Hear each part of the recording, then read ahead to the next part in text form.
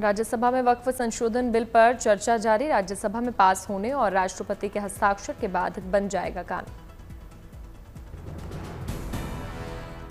राज्यसभा में वक्फ बिल पेश करने के बाद बोले केंद्रीय मंत्री किरेन रिजिजू, वक्फ बिल से मुसलमानों का भला होगा, करोड़ों मुस्लिमों की बदल सकती है जिंदगी।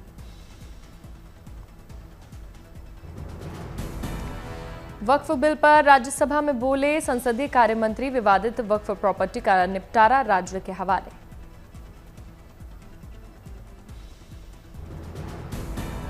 राज्यसभा में बोले मंत्री किरेन रिजिजू, देश में कुल 8,72,000 वक्फ संपत्तियां, वक्फ में गैर मुस्लिमों का नहीं होगा दखल।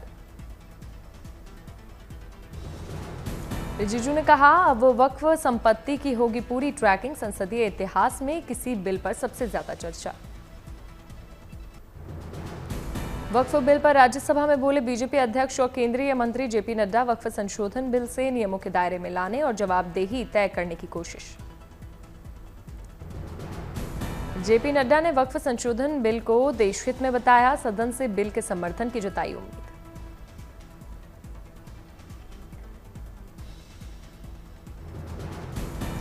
राज्यसभा में बोले जेपी नड्डा, कांग्रेस ने मुस्लिमों को दोयम दर्जे का नागरिक बनाया, मुस्लिम बहनों को मुख्यधारा में लाने से रोका। बीजू जनता दल और वाईएसआर कांग्रेस ने राज्यसभा में वक्फ संशोधन बिल का विरोध किया। वक्फ संशोधन बिल पर बोले आरजेडी नेता तेजस्वी यादव, हमने दोनों सदनों में किया बिल का विरोध, बिल ने तथाकथित सेकुलर नेताओं को किया बेनकाब। वक्फ संशोधन बिल पर बोले बीजेपी नेता शाहनवाज हुसैन, वक्फ संशोधन बिल पर बिना वजह शोर मचा रहा है विपक्ष, वक्फ बिल से नहीं जाएगी किसी की जमीन।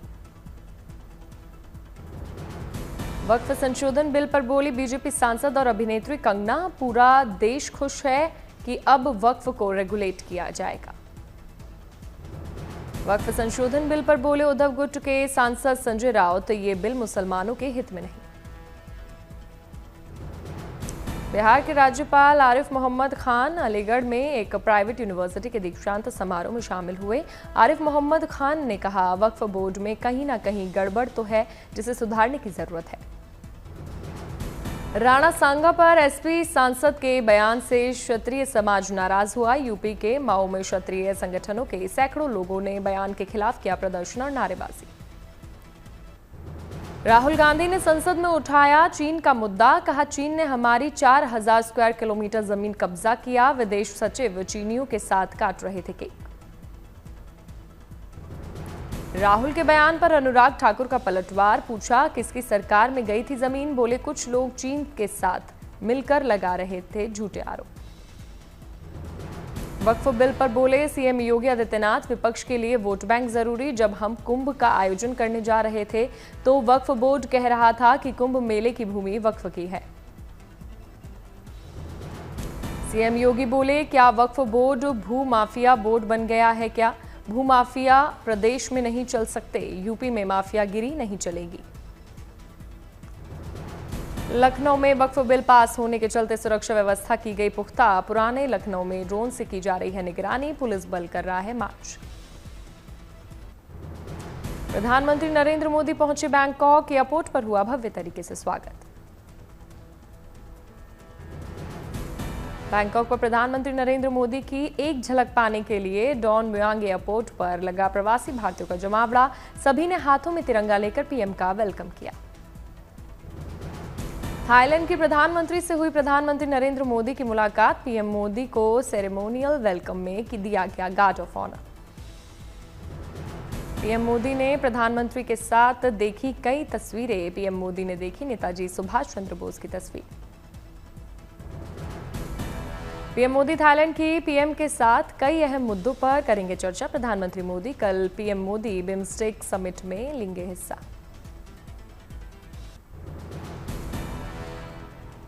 प्रधानमंत्री ने बैंकॉक में द्विपक्षीय वार्ता में लिया हिस्सा। साथ में विदेश मंत्री डॉक्टर एस जयशंकर और एनएसए अजीत डोभाल भी मौजूद रहे। पीएम मोदी ने यहां भारतीय मूल के लोगों से भी मुलाकात की। किसी ने लहराया तिरंगा तो किसी ने पीएम को दी पुस्तक। भारतीय मूल के लोगों से मिलकर पीएम मोदी भी प्रसन्न हुए। पीएम ने नृत्य पेश करने वाले छोटी छोटी बच्चियों के साथ खिंचवाई तस्वीर।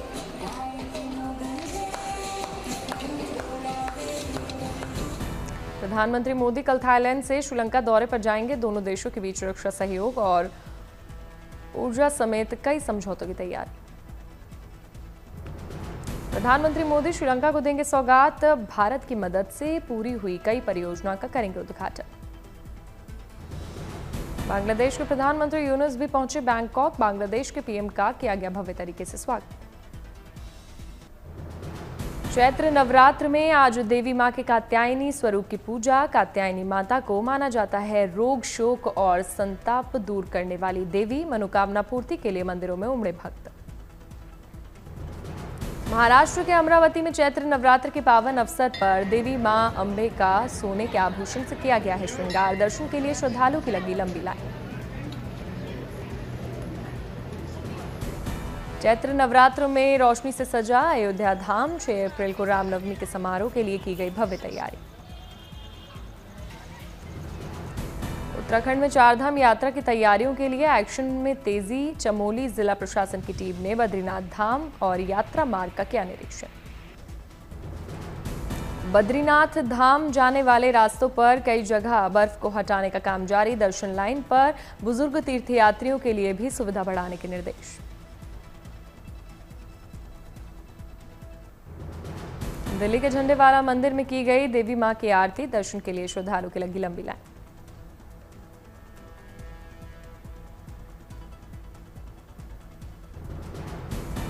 दिल्ली के छतरपुर मंदिर में भी सुबह से लगी भक्तों की लाइन। श्रद्धालुओं ने विधि विधान से की पूजा अर्चना।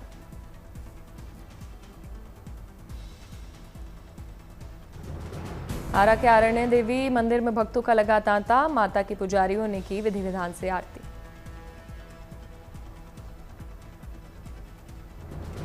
नवरात्र के मौके पर भव्य रूप से सजा माता मेहर देवी का दरबार। पावन मौके पर माता के दर्शन के लिए उमड़ा भक्तों का सैलाब। श्रद्धालुओं ने भक्ति भाव से किया माता का दर्शन पूजन। उतारी गई मां शारदा की आरती।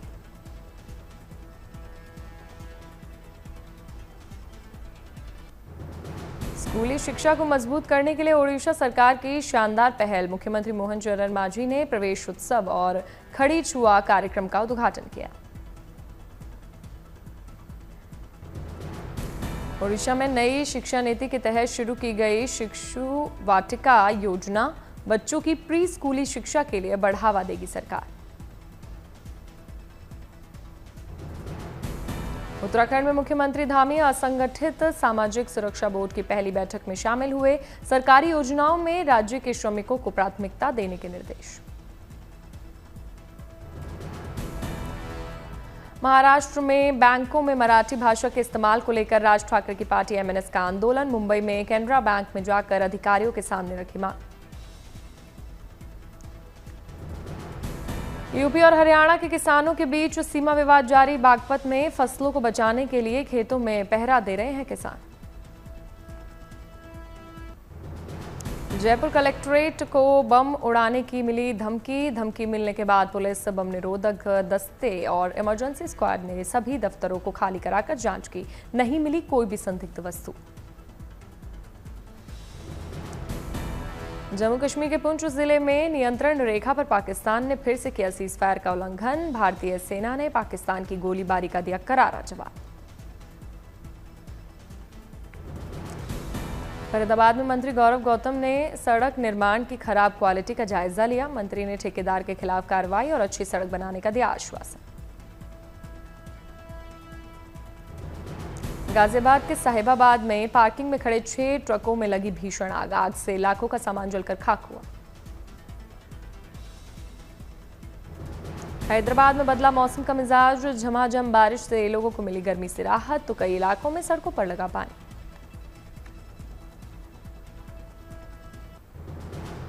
उदयपुर के सिटी पैलेस में शाही अंदाज में मनाया गया लक्ष्यराज सिंह मेवाड़ का गद्दी उत्सव। राज्याभिषेक के बाद लक्ष्यराज सिंह मेवाड़ के 77वें महाराज के रूप में जाने जाएंगे।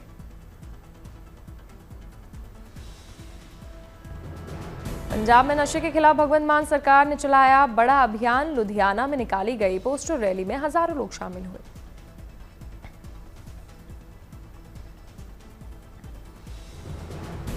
तमिलनाडु के थूथुकुडी में हुई तेज बारिश। शहर में कई जगह सड़कों पर हुआ जल भराव।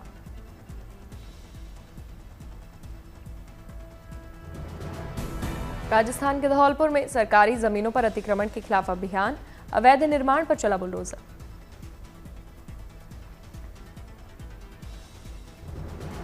गुजरात के जामनगर में वायुसेना का जैगुआर लड़ाकू विमान क्रैश हुआ। दूर दूर तक फैला विमान का मलबा।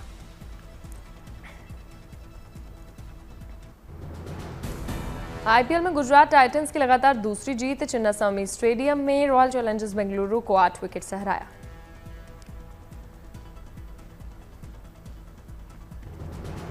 रॉयल चैलेंजर्स बेंगलुरु ने पहले बल्लेबाजी करते हुए 8 विकेट पर 169 रन बनाए। जवाब में गुजरात टाइटंस ने 2 विकेट पर 18वें ओवर में जीत लिया मैच।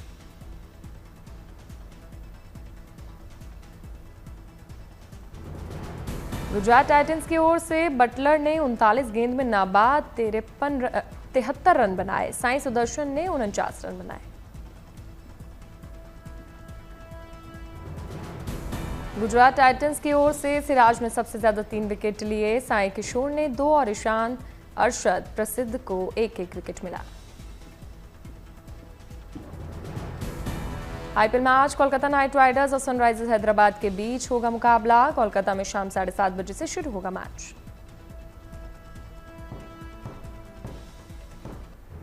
गुवाहाटी में राज्य स्तरीय खेल महारण का हुआ जोरदार आगाज। ओपनिंग सेरेमनी में सीएम हेमंत बिस्वा शर्मा हुए शामिल।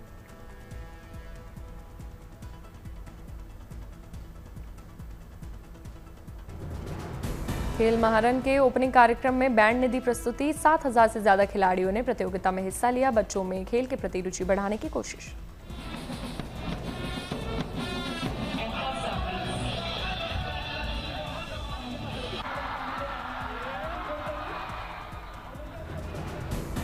अमरावती में सीएम चंद्रबाबू नायडू की कैबिनेट के साथ बैठक। ड्रोन पॉलिसी और अमरावती के विकास जैसे मुद्दों पर हुई चर्चा।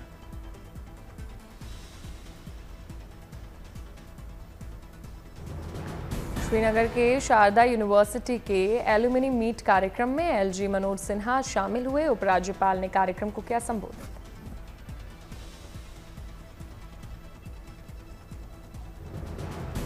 आरएसएस प्रमुख मोहन भागवत आज से 7 अप्रैल तक वाराणसी दौरे पर। कई कार्यक्रमों में होंगे शामिल।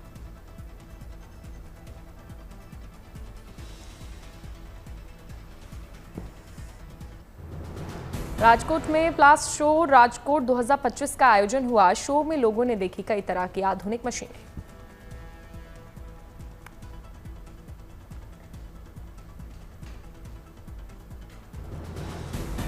वडोदरा के मिथिलेश पटेल ने बनाए इनविजिबल शील्ड। मिथिलेश ने कहा कि उन्होंने इस शील्ड को आर्मी और डिफेंस के कामों के लिए तैयार किया।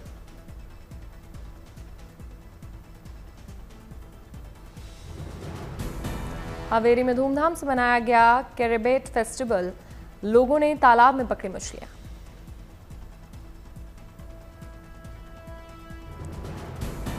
जयपुर में यूथ कांग्रेस ने रोजगार मेले का आयोजन किया। कार्यक्रम में शामिल पूर्व सीएम अशोक गहलोत ने युवाओं से की मुलाकात।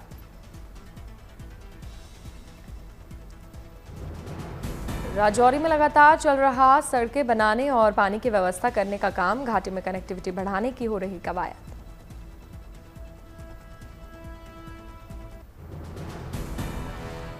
फिल्म सिकंदर ने 4 दिनों में की 85 करोड़ की कमाई। अब 100 करोड़ क्लब में एंट्री को तैयार।